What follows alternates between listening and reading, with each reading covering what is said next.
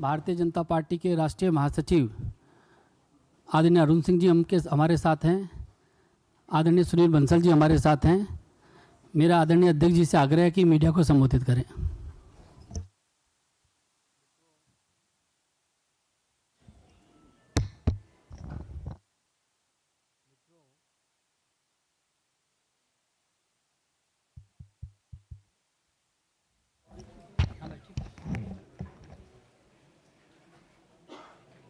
मित्रों, जैसा कि अभी अनिल बल्लू जी ने जो आपको बताया कि प्रधानमंत्री मोदी जी के नेतृत्व में हम 11 साल पूरे कर रहे हैं और उनके नेतृत्व में चलने वाला ये सरकार, उसके बारे में आज हम कोशिश करेंगे कि चर्चा करें, क्योंकि 10 साल 11 साल की अवधि को एक प्रेस कॉन्फ्रेंस में बांध देना ये बहुत ही कठिन काम है।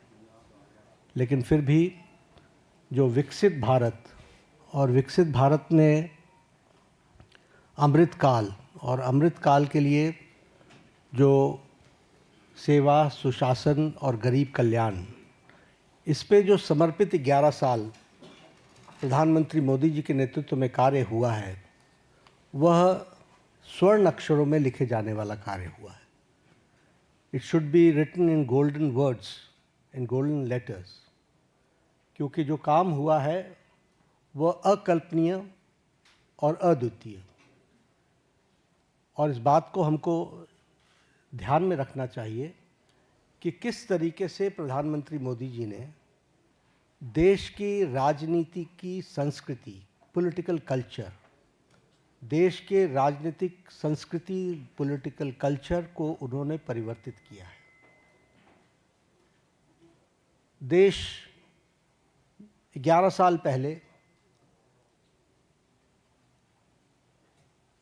तुष्टीकरण पर और तुष्टीकरण के साथ साथ समाज को खंडित करके अपनी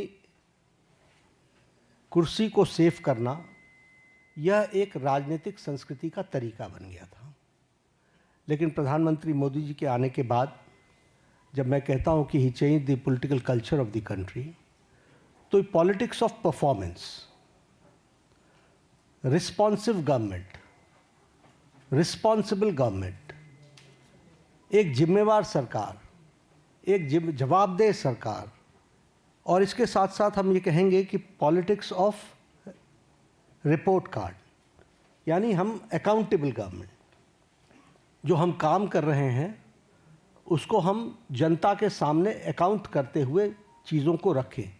ये नई संस्कृति पैदा हुई, और इसलिए मैं बड़े गर्व के साथ ये कह सकता हूँ कि पिछले 11 साल में मोदी जी के नेतृत्व में चलने वाली सरकार ने भारत की राजनीति की संस्कृति को बदलकर न्यू नॉर्मल, न्यू ऑर्डर को स्थापित किया है।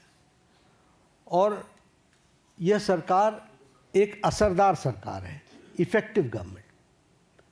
यह सरकार दमदार सरकार है, और यह सरकार मजबूत फैसले लेने वाली सरकार है, आर्थिक अनुशासन लाने वाली सरकार है।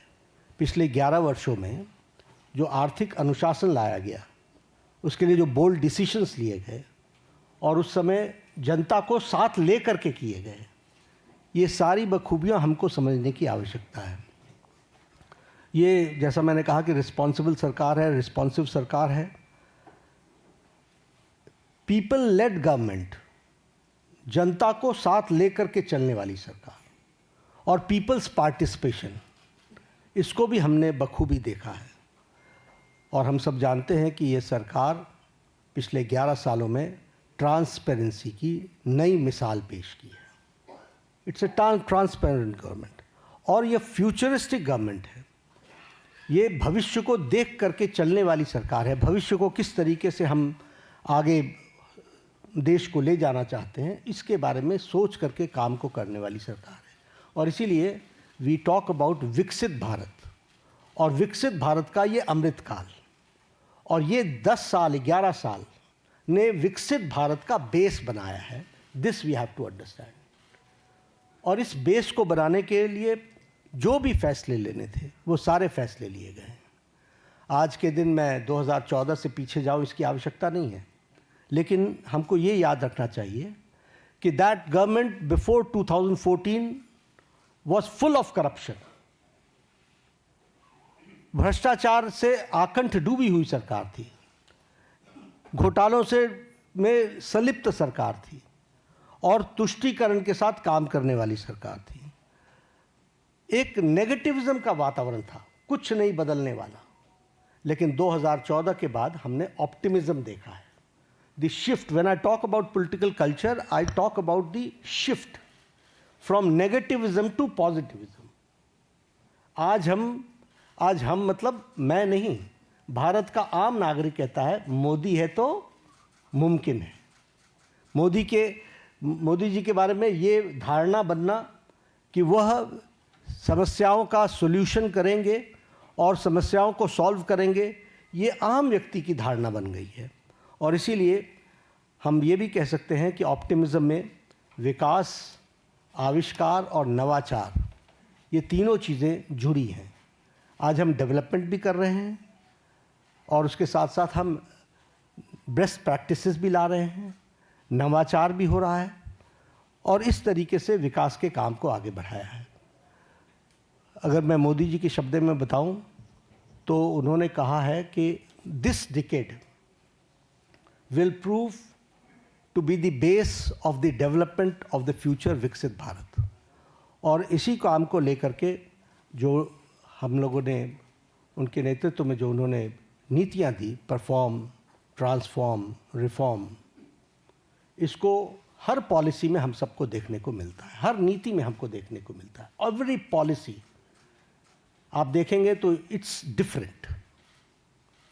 पुरानी पॉलिसीज में भी जो चेंजेस आई हैं वो इसलिए कि रिफॉर्म चाहिए और उसी के साथ साथ हमको ट्रांसफॉर्म करना है और इसके लिए परफॉर्म करना है।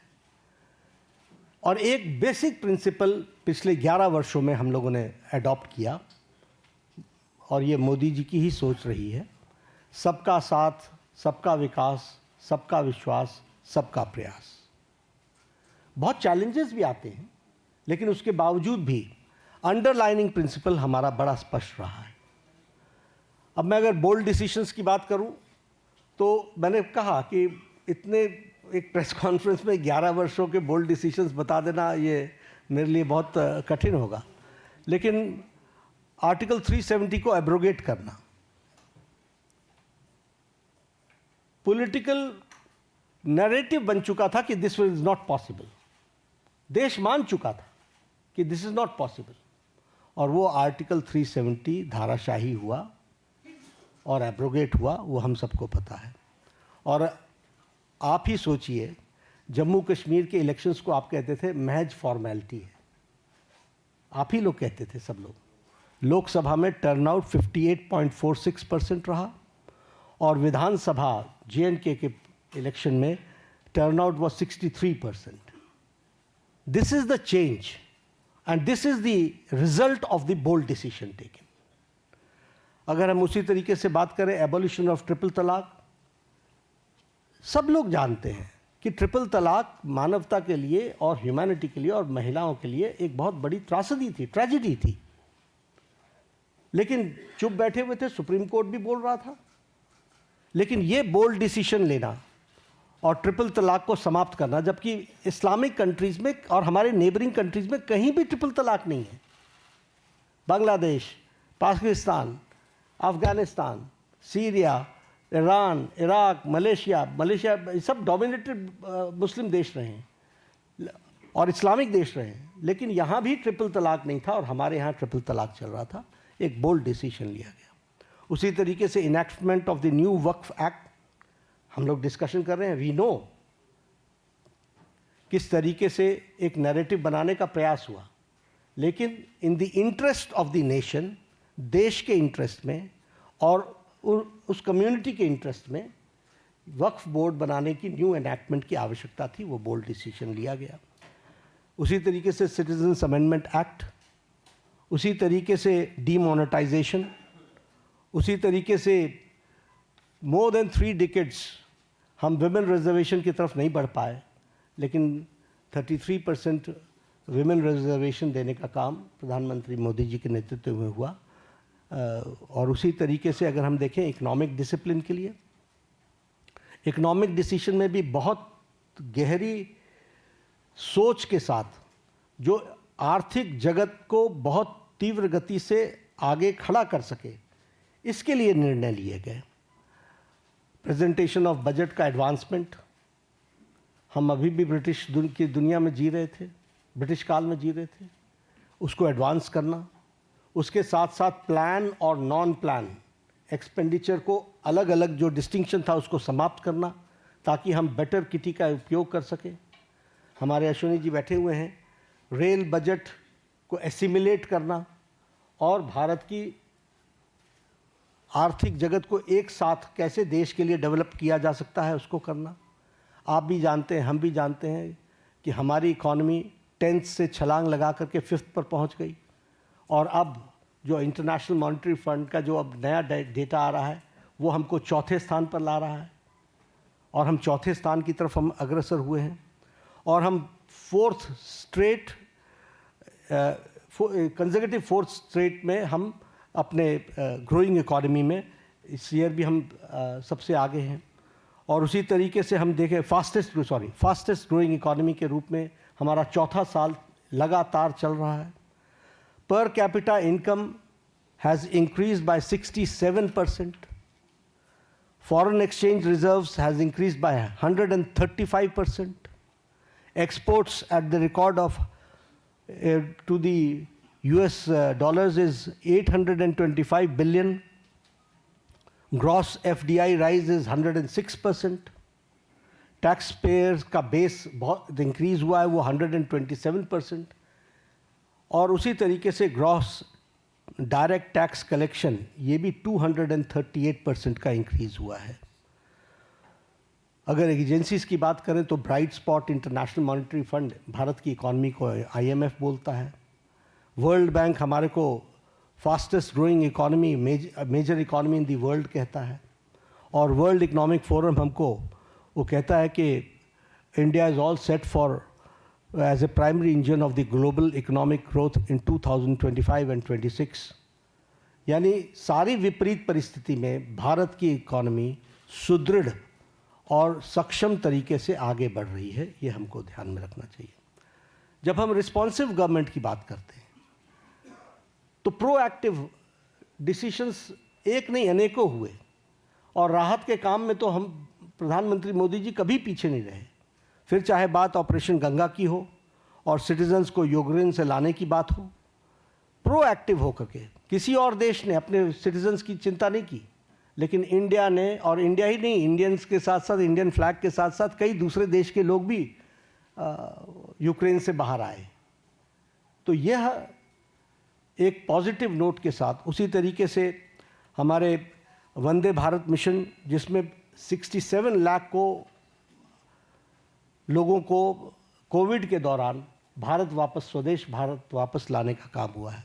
ऑपरेशन देवी शक्ति में अफ़गानिस्तान से लोगों को वापस लाए। ऑपरेशन राहत में यमन से हम लगभग 5000 जो हमारे इंडियन सिटीजन्स थे उनको लेकर के आए, और उनके साथ साथ 41 नेशंस के जो दूसरे सिटीजन्स भी फंसे हुए थे उनको भी मोर देन 1000 उनको भी निकाल करके लेकर के आए। ऑपरेशन मैत्री में नेपाल में हम अर्थक्वेक में सबसे आगे रहे। We were the first to reach and land in Kathmandu, और हम लोगों ने राहत कार्य किया।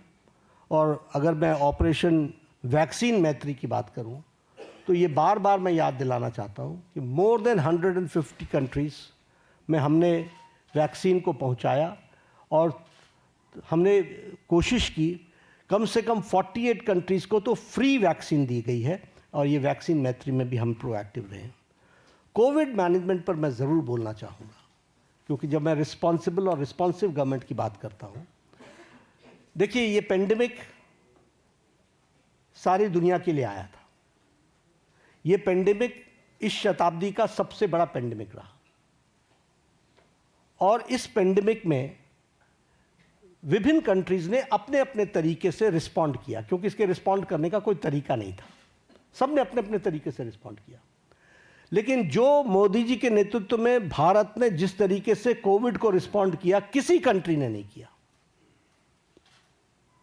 और किसी कंट्री, हर एक जगह कोविड की लड़ाई सरकार ने लड़ी। भारत में मोदी जी ने कोविड की लड़ाई जनता के साथ मिलकर के लड़ा।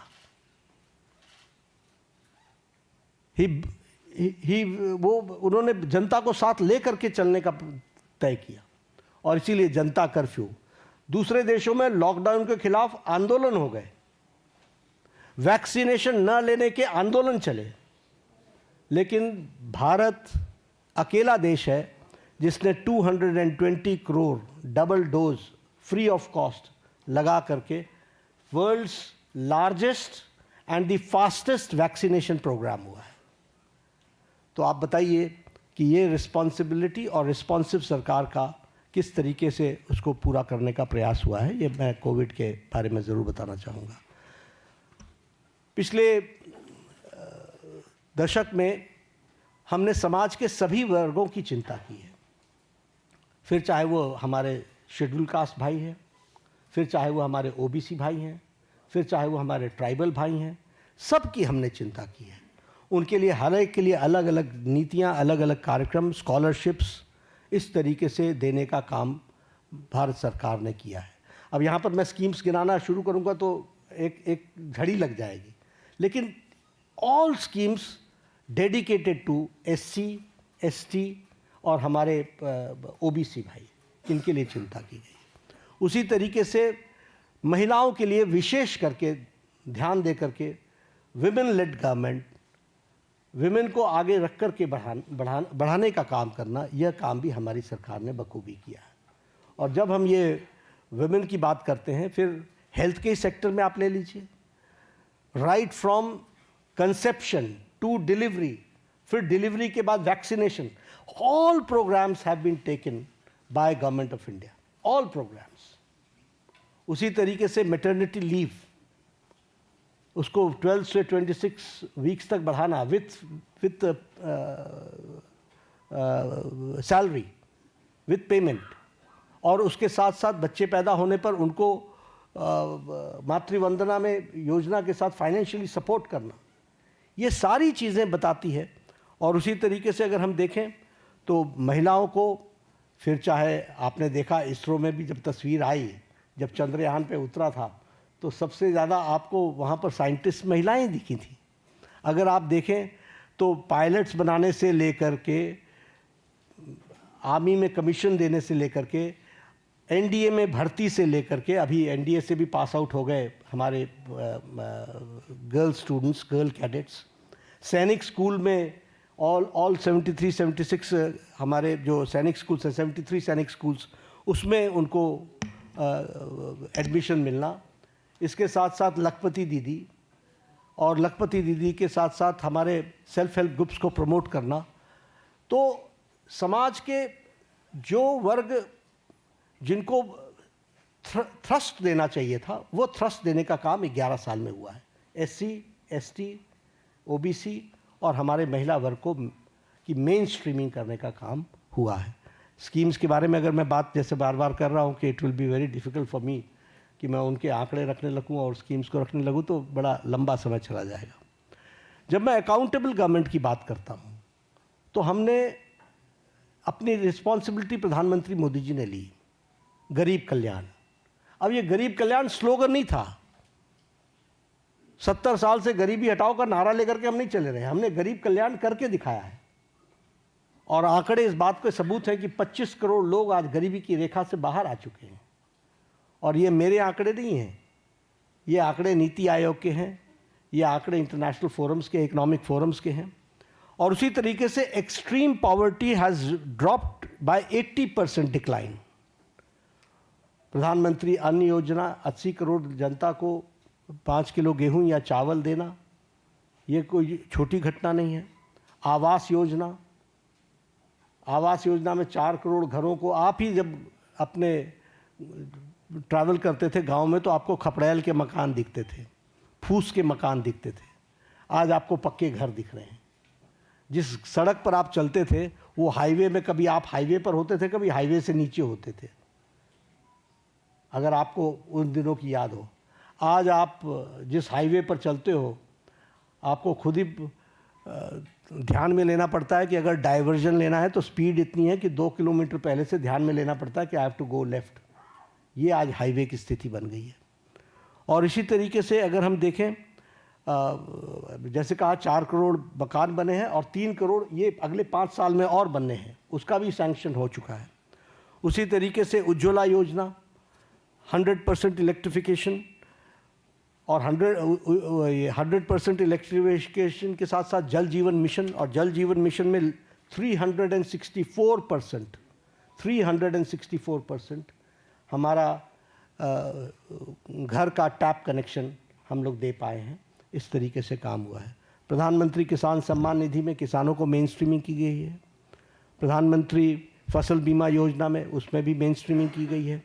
और जैसा मैंने कहा कि 100% इलेक्ट्रिफिकेशन में सौभाग्य योजना हो, चाहे उज्ज्वला योजना, उजाला योजना हो, इन सारी योजनाओं के माध्यम से सारे कामों को आगे बढ़ाया गया है। Jeevan for the insurance, may it be for accident और may it be term life insurance, इसको भी लगभग 40 crore people have been covered in this. आज 40 करोड़ से ज़्यादा लोग इसमें कवर हुए हैं। और ये कौन लोग हैं? जो लोग अफोर्ड नहीं कर सकते थे, जो marginal section of the society थी। और जैसा मैंने कहा कि पब्लिक पार्टिसिपेशन, इस पर विशेष बल दिया गया। एक उदाहरण मैंने कोरोना का आपको दिया। कोरोना भारत सरकार के साथ साथ जनता ने लड़ा है, बाकी सब जगहों पर नहीं लड़ा है। बाकी सब जगहों पर स्ट्राइक्स हुई हैं। They have rejected the initiatives taken by government. Vaccination का भी हो, चाहे लॉकडाउन का भी हो, हर एक मामले में उनको विरोध हुआ है। लेकिन यहाँ पर पीपल्स पार्टिसिपेशन, पीपल को साथ लेकर के चले। और अगर मैं बात करूँ तो डीमोनेटाइजेशन की, मुझे याद है उस समय हमारे राजनीतिक दल लाभ उठाने के लिए किस तरीके से जनता को उकसा रहे थे। आप भूल गए होंगे, मैं भूलता नहीं,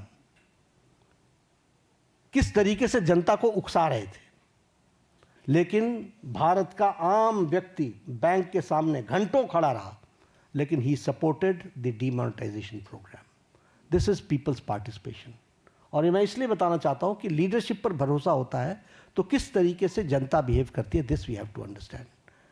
अगर मैं बात करूं न्यू एजुकेशन पॉलिसी की, यही देश है जहां एजुकेशन पॉलिसी को लेकर एजुकेशन की मिनिस्टर्स की कॉन्फ्रेंस एक साथ नहीं हो पाती थी। वहाँ आज हम एजुकेशन पॉलिसी पर एक साथ आ गए। क्यों? क्योंकि कंसल्टेशन इतना वाइड हुआ कि उस कंसल्टेशन के कारण सीमलेस तरीके से न्यू एजुकेशन पॉलिसी 2020 आई। हेल्थ पॉलिसी 2017 की, आपको पता ही नहीं चला कि नई हेल्थ पॉलिसी आ गई। आपको इसलिए नहीं पता चला क्योंकि कोई झगड़ा नहीं हुआ, कोई इशू क्रिएट नहीं हुआ, कोई ऐसी चीज़ नहीं आई। और कंसल्टेशन इतनी वाइड हुई और इतने होलिस्टिक अप्रोच में हुई कि वह सब भी आप लोगों ने देखा है। स्वच्छ भारत अभियान, आपके ही आंकड़े बताते हैं कि one of the most successful programme. सिर्फ टॉयलेट्स बनाना ही नहीं, लेकिन हेल्थ के इंडिकेटर से भी ले तो हमको स्वच्छ भारत अभियान का सीधा फायदा दिखता हुआ नजर आता है। जब हम देखते हैं कि हमारे बच्चों के जो उनको जो प्रॉब्लम्स होती थी उसमें डिक्लाइन आ गया है, तो ये सारी बातें हमको जनता के सपोर्ट से मिली हैं। जब मैं ट्रांसपेरेंट गवर्नमेंट की बात करता हूँ तो आपने देखा होगा डीबीटी का लगभग 130 टाइम्स ट्रांजैक्शन बढ़ गया है। और उसी तरीके से जैम ट्रिनिटी ने 3.9 लाख करोड़ की लीकेज को रोका है। और उसी तरीके से हमारे ट्रांसपेरेंट टैक्सेशन को और उसको भी हम लोगों ने लॉन्च किया ताकि ट्रांसपेरेंट टैक्सेशन का प्रोसेस को अडॉप्ट करे और कोई भी ऑनेस्ट टैक्स पेयर को उसका लाभ मिल सके। प्रगति के माध्यम से सारी स्कीम्स को एक तरीके से कोशिश की गई है कि जो रुके हुए प्रोजेक्ट्स थे जिसके बारे में चर्चा नहीं होती थी वह भी चर्चा हो और उसको भी सही ढंग से हम जनता के लिए समर्पित कर सके, इस बात का प्रयास हुआ है। कोऑपरेटिव फेडरलिज्म की अगर मैं बात करूं तो ये स्लोगन नहीं है, जीएसटी इज एन एग्जाम्पल, और ये बोल्ड डिसीजन का एक एग्जाम्पल है। आखिर जीएसटी के पीछे डेलिब्रेशंस तो सालों से चल रही थी, why it was not implemented, और इम्प्लीमेंटेशन में 17 टैक्सेस, 13 सेसेस, सरचार्जेस को सब्स्यूम किया गया है, और सभी स्टेट्स एक साथ एक प्लेटफॉर्म पर आए हैं, और आज tax collection 20.8 lakh crore a year हो चुका है। उसी तरीके से टैक्स डिवोल्यूशन को स्टेट्स को 283% बढ़ा है। हमारे स्टेट्स, आपको मालूम है कि राजनीतिक कारणों से कुछ लोग हमेशा चर्चा करते रहते हैं, स्टेट्स की अनदेखी हो रही है, स्टेट्स की अनदेखी हो रही है। The increase is 283% increase. और मैं बतौर हेल्थ मिनिस्टर कहता हूं कि जब भी कोई आता है, हम हमेशा सबको बोलते हैं, finance is not the problem, implementation is your problem. आप उसको इम्प्लीमेंट करो, फाइनेंस की कोई प्रॉब्लम नहीं है, और इसको हम करके दिखा रहे हैं। उसी तरीके से हमारी नीति आयोग की रेगुलर मीटिंग्स होना, चीफ मिनिस्टर्स का पार्टिसिपेट करना, कोरोना के दौरान 11 फॉर्मल मीटिंग्स हुई। इसलिए कोऑपरेटिव फेडरलिज्म में सबको साथ लेकर के चलने का मोदी जी का मन, और मोदी जी के द्वारा हमेशा उसको आगे बढ़ाने का काम किया गया है। और स्टेट्स को, और प्रधानमंत्री जी ने तो कई बार कहा है कि अगर देश को आगे बढ़ाना है तो हमको प्रदेशों को आगे बढ़ाना पड़ेगा। और ये एस्पिरेशनल डिस्ट्रिक्ट्स के लाने के कॉन्सेप्ट किसने दिया? ये मोदी जी ने दिया। ये स्टेट्स के ही तो डिस्ट्रिक्ट्स हैं जिनको मेन स्ट्रीमिंग करने का और उनको ताकत देने का काम किया जा रहा है। फ्यूचरिस्टिक गवर्नमेंट है, और फ्यूचरिस्टिक गवर्नमेंट अगर हम कहते हैं तो चाहे वो इंडिया का एआई मिशन हो, फिर चाहे वो हमारा स्कीम्स को आगे बढ़ाने का हो, चंद्रयान 3 हो, आदित्य L1 हो, या फिर गंगायान मिशन हो, ये सब देश को फ्यूचरिस्टिक दृष्टि से कैसे देख रहे हैं उसका एक जीता जागता तस्वीर है। और फ्यूचरिस्टिक गवर्नमेंट का सबसे बड़ा एग्जाम्पल है विकसित भारत की कल्पना को साकार करना। उसके लिए हम कटिबद्ध हैं, उसको हम आगे बढ़ा रहे हैं। एक बात और मैं कहना चाहूँगा कि प्रधानमंत्री मोदी जी ने हर समस्या को सामने से कन्फ्रंट किया है। He has confronted from the front, कभी इधर उधर की बात नहीं की है। और आज मैं इसकी चर्चा ज़रूर करना चाहूँगा और आपको याद दिलाना चाहूँगा। एग्जाम्पल्स मेरे पास बहुत है, लेकिन जब उरी की घटना घटी तो प्रधानमंत्री जी ने अपने भाषण में कहा था, इसका जवाब दिया जाएगा। For the first time a prime minister ने अपने दुश्मन को सीधा सीधा संकेत किया। यह पहली बार किसी प्रधानमंत्री ने किया। आप सब लोग इंटरनेशनल पॉलिटिक्स को समझते हैं, इसके वाक्य का अर्थ समझना चाहिए। और उसके बाद सर्जिकल स्ट्राइक हुआ। जब पुलवामा की घटना घटी तो आप शब्द याद कीजिए, प्रधानमंत्री ने कहा था कि तुमने बहुत बड़ी गलती कर दी है, इसका खमियाजा तुमको भुगतना पड़ेगा। और उसके बाद बालाकोट का एयर स्ट्राइक हुआ। इस बार बिहार में पटना में, सिवान था शायद, मधुबनी में उन्होंने क्या कहा? उन्होंने कहा कि तुम्हें कल्पना से भी बाहर जवाब दिया जाएगा।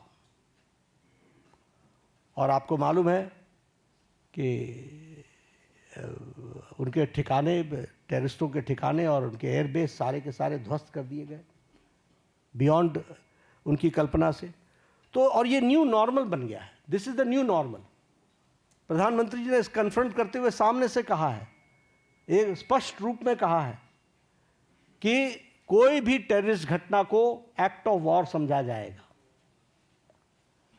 और साफ कहा है कि ये न्यूक्लियर वॉर की गीदड़ भभकी बंद करो। और साफ कहा है कि टेररिस्ट और टेररिस्ट को संरक्षण देने वाले में अंतर नहीं समझा जाएगा। तो हमें समझना चाहिए कि हम, चाहे वो कोरोना की घटना हो, चाहे वो टेररिज्म की घटना हो, किसी भी घटना को कन्फ्रंट इस सरकार ने पिछले 11 सालों में सामने से किया है और उसका मुंहतोड़ जवाब दिया है। अगर मैं लेफ्ट विंग टेररिज्म की लेफ्ट विंग एक्सट्रीमिज्म की बात करूं, नक्सलाइट्स की बात करूं, मैं 6 साल छत्तीसगढ़ का प्रभारी रहा हूं। मैंने कोंटा, सुकमा, बीजापुर, नारायणपुर, दंतेवाड़ा, ये सारे डिस्ट्रिक्ट्स घूमे हुए हैं, अच्छे तरीके से नाइट स्टे किया है। मुझे मालूम है कि नक्सलाइट प्रोन एरिया की हालत क्या होती है।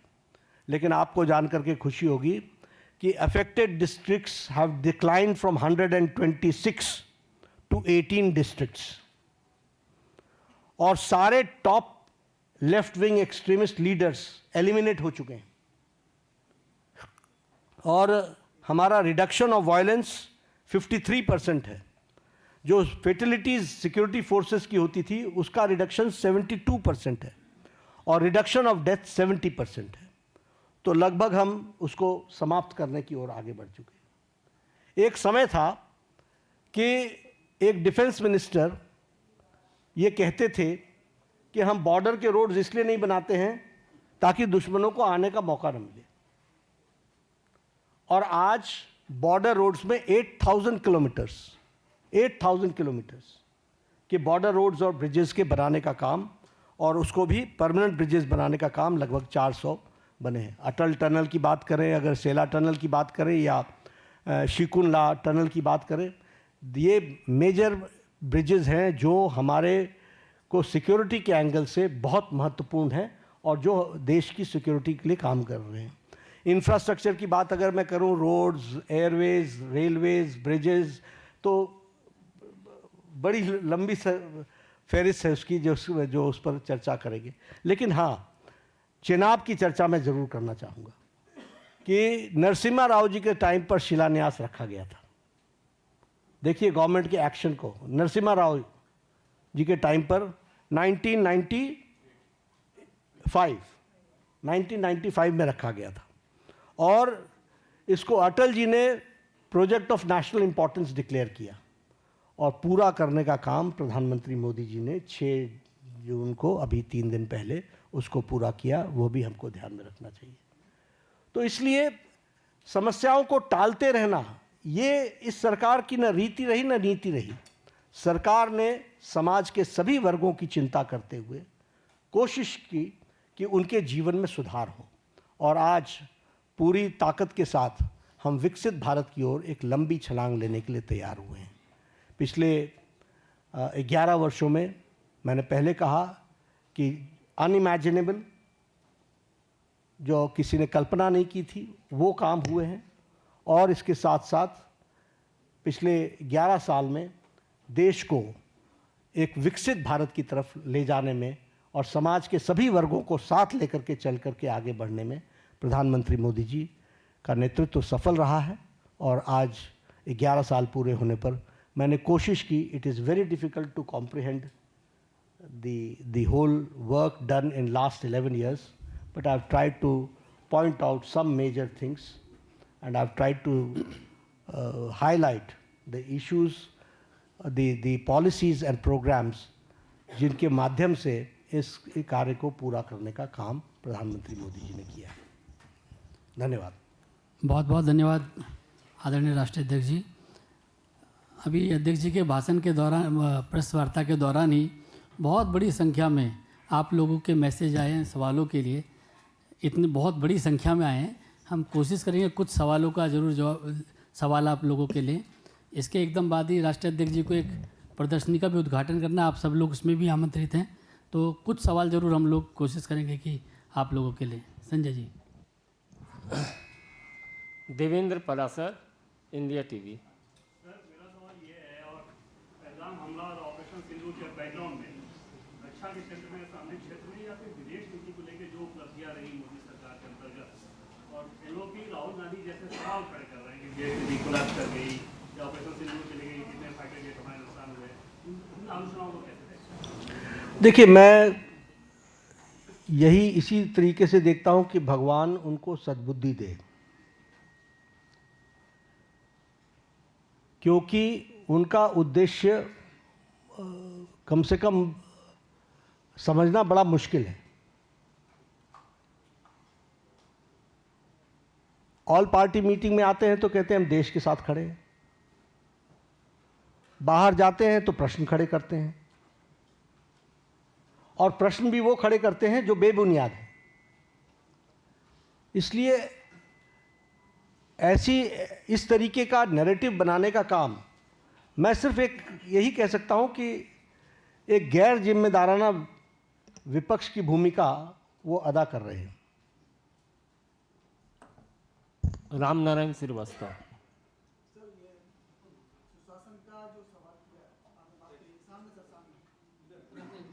हाँ, रामनारायण जी।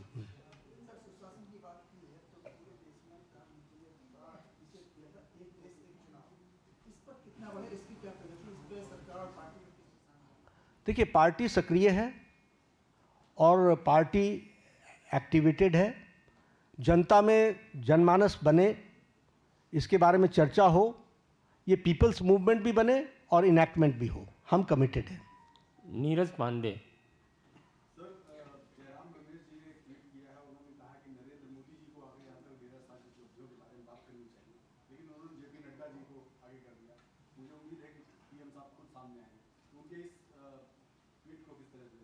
नहीं, मैंने यही कहा ना कि उनको आप उनको देखिए, उनकी सारी लीडरशिप को देखिए, चाहे जयराम रमेश जी भी मूल इशू पर कभी भी चर्चा नहीं करते। राष्ट्रीय अध्यक्ष आकर के प्रेस कॉन्फ्रेंस कर रहा है, ये गलत है क्या? सरकार के 11 साल पूरे हो रहे हैं और 11 साल पूरे होने पर पार्टी का जिस पार्टी का नेतृत्व है उसका अगर राष्ट्रीय अध्यक्ष एड्रेस करता है तो प्रॉब्लम क्या है? और जितना प्रधानमंत्री जी जनता से कन्वर्स करते हैं उतना तो शायद जयराम जी अपनी जिंदगी में किसी से बातचीत नहीं की हो। Akhilesh Singh, times of India.